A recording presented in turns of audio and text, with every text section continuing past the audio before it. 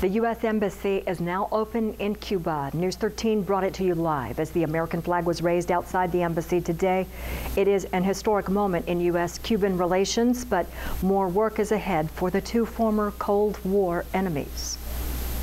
And with that, the U.S. Embassy in Cuba officially reopened. Secretary of State John Kerry was there for the historic moment. This is truly a memorable occasion.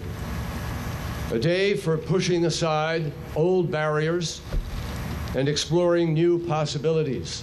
He is the first Secretary of State to visit Cuba since 1945. The visit marks the end of a long period of distrust between neighbors separated by just 90 miles. However, Kerry says don't expect changes overnight. It would be equally unrealistic to expect normalizing relations to have, in a short term, a transformational impact.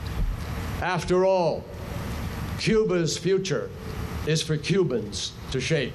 The three Marines who lowered the U.S. flag at the embassy in 1961 were also on hand to watch it being raised once again. We knew it was closing up, but we had no idea as to all the particulars behind it. As far as I was concerned, it was a sad day.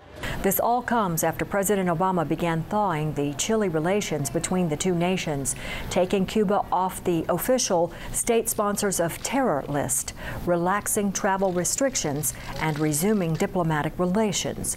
Meanwhile, critics of President Obama's Cuba policy are not happy. He has ensured the regime will receive international legitimacy and a substantial economic boost to benefit its repression of the Cuban people.